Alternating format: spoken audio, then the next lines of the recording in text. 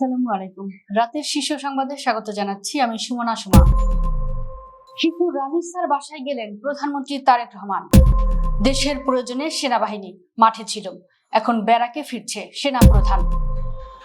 ক্ষমতার দাপট দেখাবেন না, মানুষের মন জয় করুন, মির্জা ফখরুল। ঢাকা সহ আশেপাশের জেলায় বিজিবি মোতায়েন। ওয়ান সিটিজেন ওয়ান কার্ডের উদ্যোগ চলছে, অর্থমন্ত্রী। শাহজালাল বিমানবন্দরের তৃতীয় টার্মিনালের গ্রাউন্ড হ্যান্ডলিং এ আগ্রহী আমিরাতের ডানাটা। সরকার গণমাধ্যম কমিশনে গঠনে কাজ শুরু করেছে, তথ্যমন্ত্রী। চট্টগ্রামে শিশু ধর্ষণ অভিযুক্তের আটক ঘিরে পুলিশ জনতা সংঘর্ষ। সুপ্রিম কোর্ট সচিবালয়ের রায়ের বিরুদ্ধে আপিল শুনানি 9 জুন।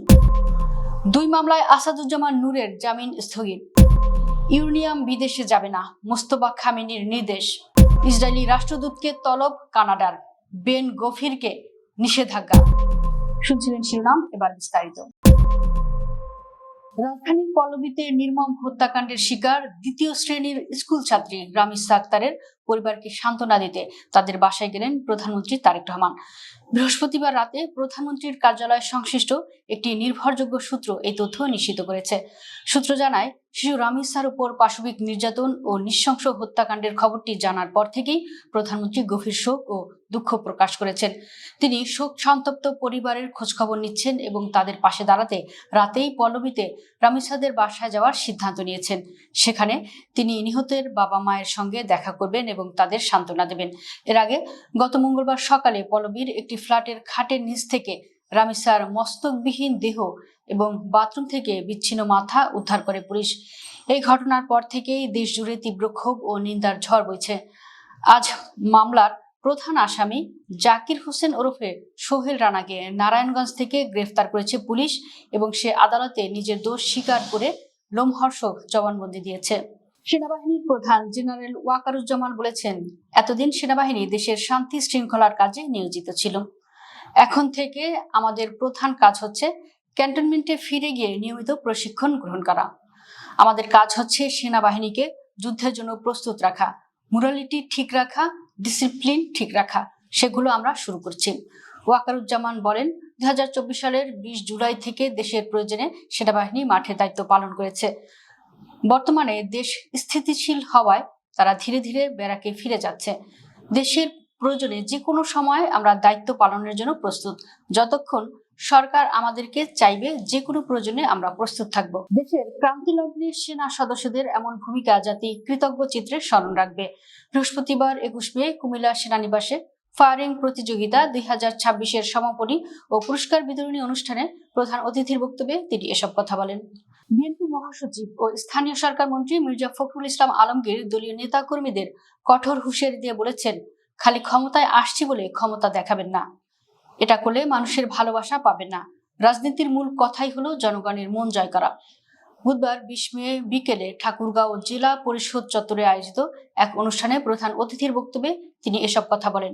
বক্তব্যের এক পর্যায়ে স্বভাবসুলভ গম্ভীর রাজনীতিবিদদের খোলস ছেড়ে মির্জা ফখরুল ঠাকুরগাঁয়ের আঞ্চলিক মেঠো ভাষায় নেতাকর্মীদের সতর্ক করেন। তিনি বলেন, মুই যদি জাহানে চুরি চামারি শুরু করু, মানুষকে ধমকাও, তাহলে আর যাওয়া যাবে? গ্রামের মানুষ পছন্দ করবে না। তাই নেতাকর্মীদের প্রতি অনুরোধ জানিয়ে তিনি বলেন, দয়া করে দলের লোকেরা সংগঠনকে শক্তিশালী করেন, আপনারা সঠিক ও আদর্শিকভাবে নেতৃত্ব দেন। কোরবানির ঈদকে সামনে রেখে আইন শৃঙ্খলা রক্ষার পাশাপাশি যানজট নিয়ন্ত্রণ ও ঈদ যাত্রা নির্বিঘ্ন করতে রাজধানী ঢাকা সহ আশেপাশের জেলায় বিজিবি মোতায়েন করা হয়েছে। জানা গেছে, রাজধানীর নিউ মার্কেট, এলিভেটেড এক্সপ্রেস সহ সাভারের নবীনগর ও বাইপাইল গাজীপুর সিটি কর্পোরেশন ও গাজীপুর চৌরাস্তা এলাকায় বৃহস্পতিবার 21 মে থেকেই দায়িত্ব পালন করছেন তারা।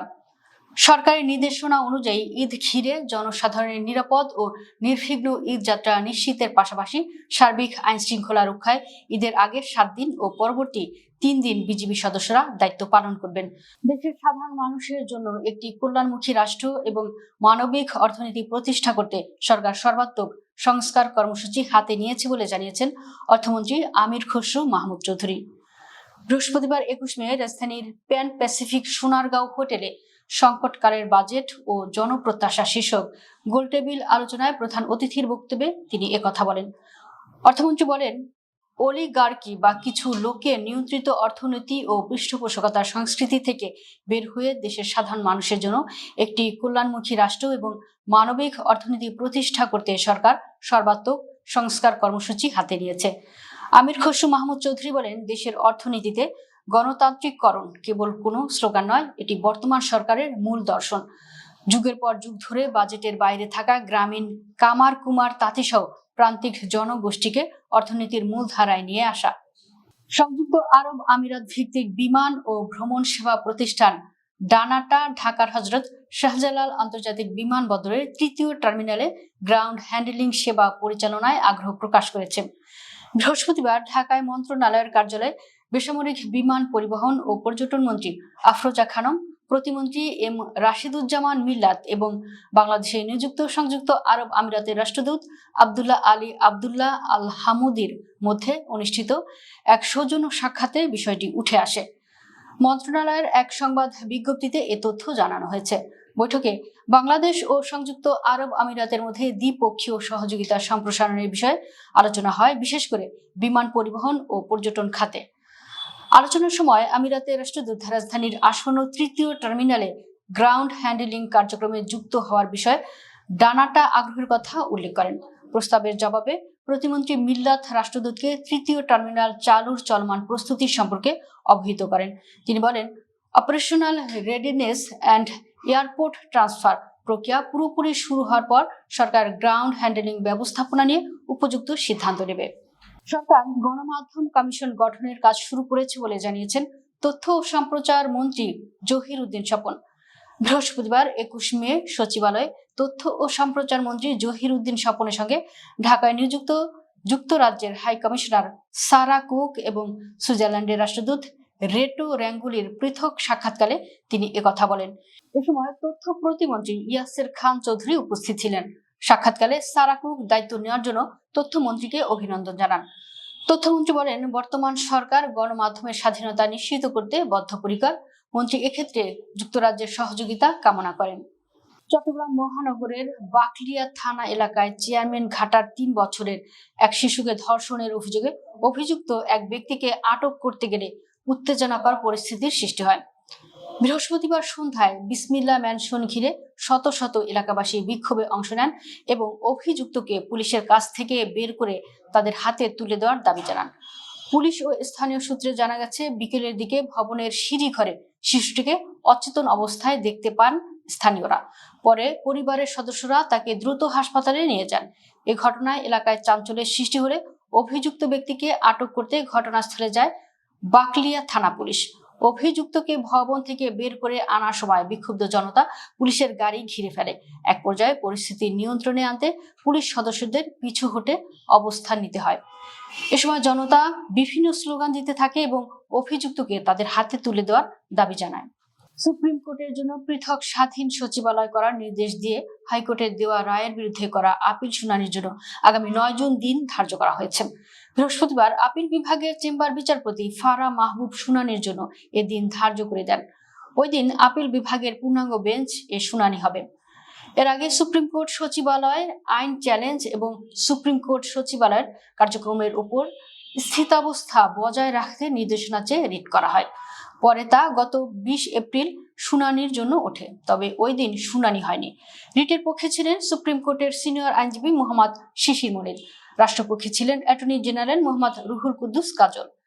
7 আইনজীবী রিটের পরিপ্রেক্ষিতে 3 মাসের মধ্যে বিচার বিভাগের জন্য পৃথক সচিবালয় করতে নির্দেশনা দিয়ে রায় দিয়েছেন হাইকোর্ট। 2 মামলায় সাবেক সংস্কৃতি মন্ত্রী আসাদুজ্জামান নূরকে হাইকোর্টের দেওয়া জামিন স্থগিত করেছেন আপিল বিভাগের চেম্বার আদালত। বৃহস্পতিবার আপিল বিভাগের চেম্বার বিচারপতি মোহাম্মদ রেজাউল হক এ আদেশ দেন। এর আগে 10 মে 2024 সালের 16 সেপ্টেম্বর রাজধানীর মিরপুর ও রমনা থানায় 2টি হত্যা মামলায় সাবেক সংস্কৃতি মন্ত্রী আসাদুজ্জামান নূরকে জামিন দিয়েছেন হাইকোর্ট। বিচারপতি কে এম জাহিদ সারওয়ার ও বিচারপতি শেখ আবু তাহেরের হাইকোর্ট বেঞ্চ ওই আদেশ দিয়েছিলেন। আদালতে নূরের পক্ষে শুনানি করেন আইনজীবী জেড আই খান পান্না। রাষ্ট্রপক্ষে জামিনের বিরোধিতা করেন deputy attorney general Shaila Sharmin, সহকারী অ্যাটর্নি জেনারেল মোহাম্মদ আলামিন। 2024 সালের 15 সেপ্টেম্বর রাতে রাজধানীর বেইলি রোড থেকে আসাদুজ্জামান নূরকে গ্রেপ্তার করে পুলিশ। ইরানের হাতে থাকা ইউরেনিয়াম অন্য কোনো দেশে পাঠানো যাবে না বলে নির্দেশ দিয়েছেন দেশটির সর্বোচ্চ নেতা আয়াতুল্লাহ মুস্তফা খামেনি। ইরানের দুই জ্যেষ্ঠ সূত্রের বরাতে এমন তথ্য জানিয়েছে ইরানের এক সূত্র রয়টার্সকে বলেন, সর্বোচ্চ নেতার নির্দেশ এবং রাষ্ট্রীয় প্রতিষ্ঠানের ঐকমত্য হলো সমৃদ্ধ ইউরেনিয়ামের মজুদ দেশের বাইরে যাবে না। সূত্রগুলোর দাবি, ইরানের শীর্ষ কর্মকর্তারা মনে করছেন ইউরেনিয়াম বিদেশে পাঠানো হলে ভবিষ্যতে যুক্তরাষ্ট্র বা ইসরায়েলের হামলার মুখে দেশটি আরো দুর্বল হয়ে পড়বে। এই খবর সামনে আসার পর আবারও উত্তেজনা বাড়তে পারে যুক্তরাষ্ট্র ও ইরানের মাঝে। রয়টার্স জানিয়েছে, এই সিদ্ধান্তের ফলে যুক্তরাষ্ট্রের অন্যতম প্রধান দাবির বিপরীতে আরো কঠোর অবস্থান নিল তেহরান, যা চলমান শান্তি আলোচনাকে জটিল করে তুলতে পারে। মার্কিন প্রেসিডেন্ট ডোনাল্ড ট্রাম্পের জন্য এটি নতুন চাপ তৈরি করতে পারে বলে ধারণা করা হচ্ছে। গাজাগামী ত্রাণবাহী গ্লোবাল সুমুথ ফ্লোটিলার কর্মীদের আটক ও জোরপূর্বক ধরে নিয়ে যাওয়ার ঘটনায় ইসরায়েলি রাষ্ট্রদূতকে তলব করেছে কানাডা। দেশটির প্রধানমন্ত্রী মার্ক কার্নি জানিয়েছেন, আটক কানাডীয় নাগরিকদের নিরাপত্তা ও সুরক্ষা নিশ্চিত করার দাবিতে এই পদক্ষেপ নেওয়া হয়েছে। সামাজিক যোগাযোগ মাধ্যমে দেওয়া এক বার্তায় কার্নি বলেন, কানাডার পররাষ্ট্রমন্ত্রী সংশ্লিষ্ট কর্মকর্তাদের ইসরায়েলি রাষ্ট্রদূতকে তলব করার নির্দেশ দিয়েছেন। তিনি বলেন, গ্লোবাল সুমুথ ফ্লোটিলায় অংশ নেওয়া কানাডীয় নাগরিকদের নিরাপত্তা ও সুরক্ষা বিষয়ে নিশ্চয়তা চাইতেই এই উদ্যোগ নেওয়া হয়েছে। ফ্লোটিলার আয়োজকদের তথ্যানুযায়ী গাজামুখী ত্রাণবাহী নৌবহরে অন্তত 11 জন কানাডীয় নাগরিক অংশ নিয়েছিলেন। মানবিক সহায়তা পৌঁছে দেওয়ার উদ্দেশ্যে যাত্রা করা এই বহরের কর্মীদের ইসরায়েলি বাহিনী আটক করেছে বলে অভিযোগ উঠেছে। এদিকে ইসরায়েলের কট্টর ডানপন্থী মন্ত্রী ইতামার বেন গভির সামাজিক মাধ্যমে একটি ভিডিও প্রকাশ করেন, যেখানে আটক কর্মীদের সঙ্গে দুর্ব্যবহারের অভিযোগ উঠে এসেছে। ভিডিওটি প্রসঙ্গে কার্নি বলেন, কানাডা ইতোমধ্যে বেন গভিরের বিরুদ্ধে কঠোর নিষেধাজ্ঞা আরোপ করেছে। দর্শক, ভিডিওটি শেষ পর্যন্ত দেখার জন্য আপনাকে অসংখ্য ধন্যবাদ। নিত্য নতুন ভিডিও পেতে আমাদের ইউটিউব চ্যানেলটি সাবস্ক্রাইব করুন এবং নিয়মিত নোটিফিকেশন পেতে বেল বাটনটি ক্লিক করুন। আমাদের ফেসবুক পেজটি ফলো করুন। এছাড়াও আমাদের ভিডিও লাইক, কমেন্ট ও শেয়ার করুন। আল্লাহ হাফেজ।